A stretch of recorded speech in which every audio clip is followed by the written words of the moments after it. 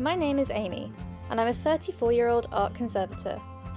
I live on an island called Garrick's 8, which is located in southwest London in the middle of the River Thames.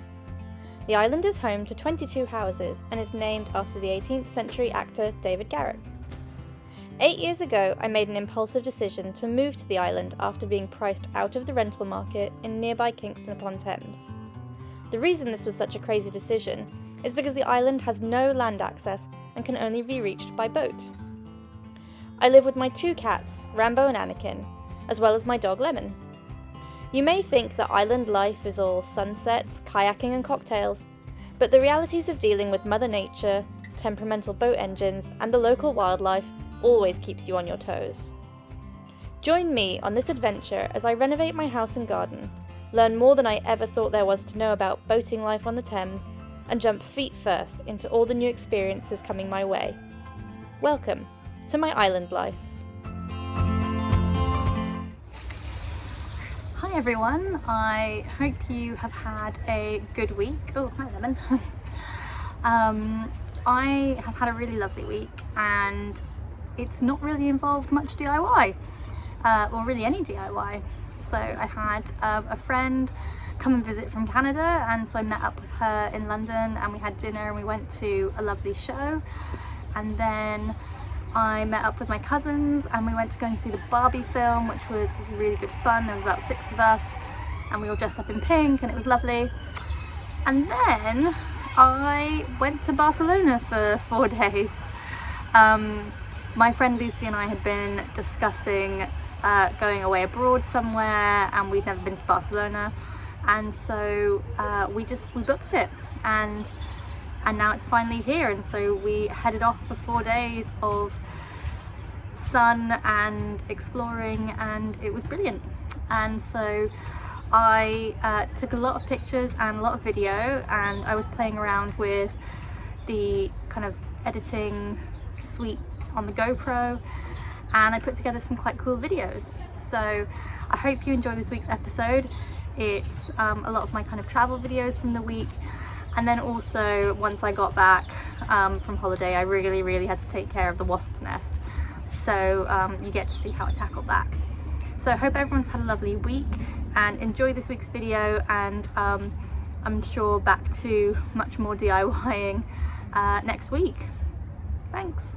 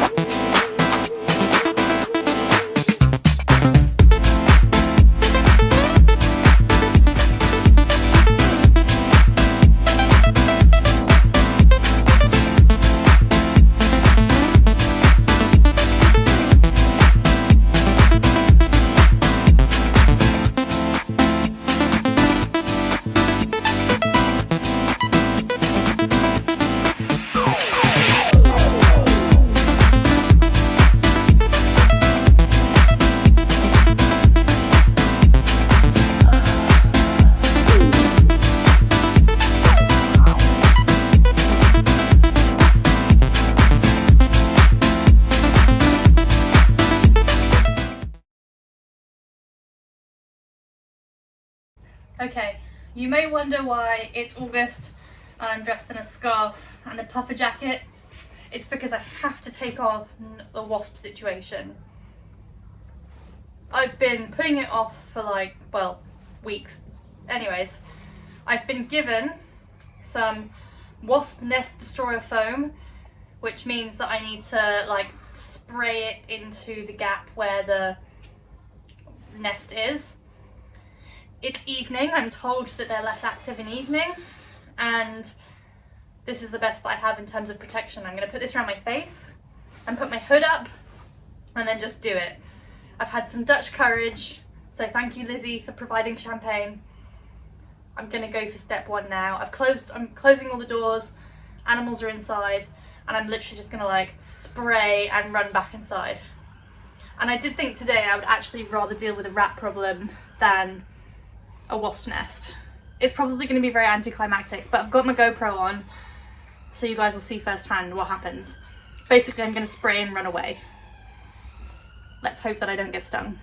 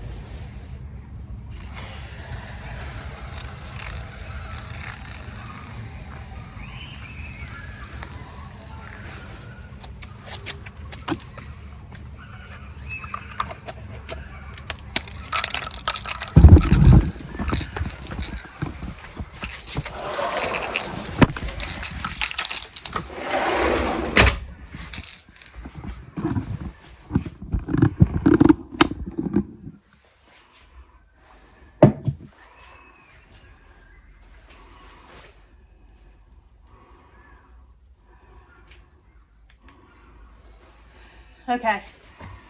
I've definitely made them angry. There's a few that have like come up to the house, but I think I got most of the sort of front of the nest. So we will reinvestigate tomorrow. So far, I did not get stung. Ugh. Oh, I did manage to shoot foam all over the back of the camera and the phone, and over by the shed as well. There's probably going to be a lot of cleanup needed, and I have no idea if I got it like in there. I was too scared to go directly in front of it, so I went like side of it, but I think I'll probably need to have another go at it tomorrow. But initial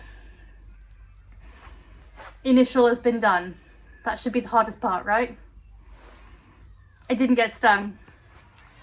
So it's been about 4 days since I sprayed the wasp's nest, and I've actually sprayed it about 4 times because, as you probably realized from the first video that I showed, the first time there were so many wasps that I didn't want to get so close to it to get the nozzle right in, so I kind of just got the kind of outside and the entrance bit, which obviously didn't kill what was inside. So it killed a lot of wasps, but not, you know, not the nest. So I ended up having to do that about 3 or 4 times, and obviously each time I was able to get more and more close and get the nozzle kind of right inside where the nest is. After dressing up like an abominable snowman the first time, I had a thought and remembered that one of our neighbours on the island actually is a beekeeper, so I ended up going and getting her, borrowing a beekeeping sort of head protection. But then I was able to feel comfortable to get sort of close up to it. They also said that I should block up the hole as well, so spray it and then block the hole. So I've done a pretty ratchet job of duct tape and then sticking a kind of board inside in front, but it seems to have done the job. So there seems to be at the moment just like one wasp that is kind of confused and sniffing around wondering why it can't get in, but I haven't seen any more than one for 24 hours. So I'm hoping that I've kind of solved the problem and done the job. So I'll leave all of that there for a few more days. Maybe this other wasp will finally just go somewhere else, and we'll just keep an eye on it. But hopefully that's that problem solved, and no, at the moment, knock on wood, no, it didn't get stung, so that's good.